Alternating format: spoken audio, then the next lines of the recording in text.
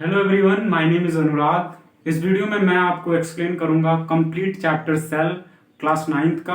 तो इस वीडियो को आप लास्ट तक देखिएगा। चलिए हम इस वीडियो को स्टार्ट करते हैं। इस वीडियो में हम पढ़ेंगे क्लास 9th का चैप्टर सेल। तो सेल का मतलब क्या होता है? सेल को हम हिंदी में बोलते हैं क्या? कोशिका। सेल को हिंदी में क्या बोलते हैं? कोशिका। ये एक रिवीजन वीडियो है, तो इसको लास्ट तक देखिएगा। सेल का डेफिनेशन होता है, सेल एक स्ट्रक्चरल एंड फंक्शनल यूनिट होता है लाइफ का। जीवन का सबसे छोटा इकाई होता है, जो काम करने में भी छोटा होता है और आकार में भी बहुत छोटा होता है।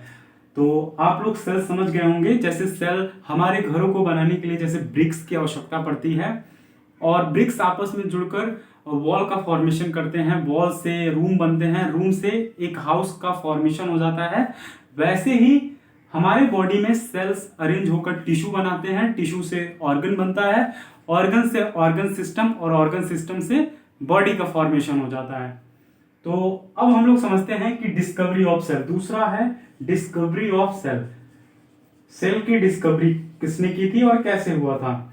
तो सेल की डिस्कवरी 1665 में एक साइंटिस्ट थे जिनका नाम था क्या? Robert Hooke.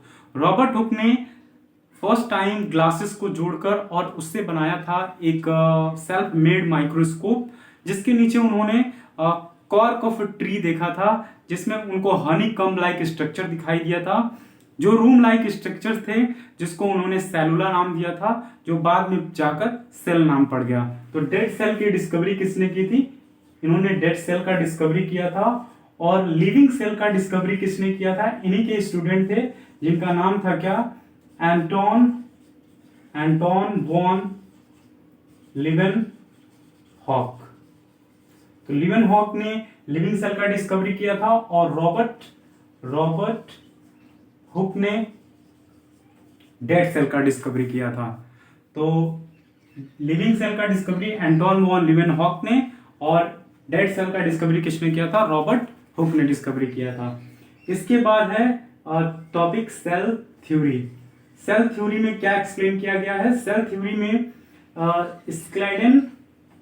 स्क्लेडन और स्वान नाम के दो साइंटिस्ट थे, स्क्लेडन और स्वान। इन्होंने ही सेल थ्योरी को एक्सप्लेन किया था। उन्होंने ये बताया था कि all living organisms are made up of cells. जितने भी लिविंग ऑर्गेनिजम्स होते हैं वो सभी सेल के मिलकर बने होते हैं, और इस धरती पे जितने भी ऑर्गेनिजम्स होते हैं वो सभी सेल्स से मिलकर बने होते हैं। और जो लिविंग ऑर्गेनिजम्स होते हैं उनकी बॉडी में जो उनका यूनिट होता है उनकी बॉडी का, वो सेल होता है। तो इन्होंने सेल थ्योरी में एक्सप्लेन किया था। पहला सेल थ्योरी ये कहता है कि जितने भी लिविंग ऑर्गेनिजम्स होते हैं वो सेल के बने होते हैं, और सेल जो होता है, cell is the basic unit of life. तो ये दो बातें बताई थी किसने? स्क्लेडन और स्वान ने। फिर इसके बाद एक और साइंटिस्ट आए थे जिनका नाम था क्या? Rudolf Virgo. रुडोल्फ वर्को ने ये एक्सप्लेन किया था ओमनी सेलुला ई सेलुला, जिसमें उन्होंने ये बताया था कि जितने भी नए सेल बनते हैं वो पुराने सेल से बनते हैं। All new cells are arise from pre existing cell. तो ये भी सेल थ्योरी का ही पार्ट है, जिसको रुडोल्फ वर्को ने बताया था।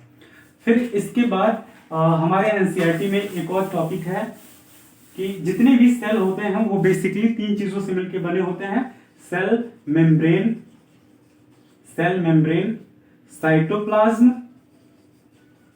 साइटोप्लाज्म और न्यूक्लियस। जितने भी सेल्स होते हैं धरती पे वो सभी तीन चीजों से मिलकर बने होते हैं: सेल मेम्ब्रेन, साइटोप्लाज्म और न्यूक्लियस। सेल मेम्ब्रेन क्या होता है? Cell membrane is the outer boundary of the cell. जैसे हमारे घरों को बचाने के लिए किनारे किनारे से साइड वॉल होता है, हमारे घर के अंदर की चीजों को प्रोटेक्ट करता है, वैसे ही सेल के अंदर की कंटेंट को प्रोटेक्ट करने का काम कौन करता है? Cell membrane. हम इसको प्लाज्मा मेम्ब्रेन भी बोलते हैं, प्लाज्मा मेम्ब्रेन के नाम से भी इसको बुलाया जाता है। What is cytoplasm? साइटोप्लाज्म का मतलब होता है, ये एक फ्लूइड मटेरियल होता है सेल के अंदर, जिसके अंदर बहुत सारे अदर सेल ऑर्गेनल्स मौजूद होते हैं। और न्यूक्लियस का मतलब होता है, nucleus is the centre of the cell. Nucleus को हम सेंटर ऑफ द सेल बोलते हैं, और ये सेल डिवीजन में मदद करता है। इसके पास डीएनए होता है और जीन्स प्रेजेंट होते हैं। तो ये न्यूक्लियस कहाँ प्रेजेंट होता है? Centre of the cell. Nucleus के बेसिस पे सेल्स दो टाइप्स के होते हैं: प्रोकैरियोटिक और यूकैरियोटिक। प्रोकैरियोटिक और यूकैरियोटिक। प्रोकैरियोटिक का मतलब होता है ऐसे ऑर्गेनिज्म जिसमें वेल डेवलप न्यूक्लियस नहीं होता है, हम उनको बोलते हैं क्या, प्रोकैरियोटिक। और जिनमें वेल डेवलप न्यूक्लियस होता है हम उनको बोलते हैं क्या, यूकैरियोटिक। जैसे कि हम लोग ह्यूमंस इसके एग्जांपल हो जाते हैं, ह्यूमन जिनमें वेल डेवलप न्यूक्लियस होता है। और जिसमें वेल डेवलप न्यूक्लियस नहीं होता है इसमें उसमें हम लोग वायरस लिख सकते हैं। वायरस किसके अंदर आता है, प्रोकैरियोटिक के अंदर। और नंबर के बेसिस पे जो सेल होता है वो दो टाइप्स में डिवाइड है, यूनिसेलुलर और मल्टीसेलुलर। यूनिसेलुलर का मतलब होता है वे सभी ऑर्गेनिजम्स जिनका बॉडी केवल और केवल सिंगल सेल का मिलकर बना होता है, हम उसको यूनिसेलुलर बोलते हैं। और ऐसे ऑर्गेनिज्म जिनका बॉडी एक से ज्यादा सेल से मिलकर बना होता है, हम उनको बोलते हैं क्या, मल्टी सेलुलर। तो यूनिसेलुलर, यूनिसेलुलर और मल्टी सेलुलर। मल्टी सेलुलर जो ऑर्गेनिजम्स केवल एक ही सेल से बने होते हैं हम उनको यूनिसेलुलर बोलते हैं, और जो एक से ज्यादा सेल से मिलकर बने होते हैं हम उनको क्या बोलते हैं, मल्टी सेलुलर। तो आई होप आपको इतना समझ में आया होगा। अब मैं आपको नेक्स्ट वीडियो में एक्सप्लेन करूंगा सेल ऑर्गेनल्स के बारे में। हम सारे सेल ऑर्गेनल्स को और सेल डिवीजन को पूरा उस वीडियो में कंप्लीट कर लेंगे।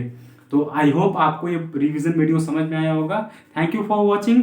नेक्स्ट वीडियो में हम जरूर मिलेंगे, तब तक के लिए जय हिंद, जय भारत।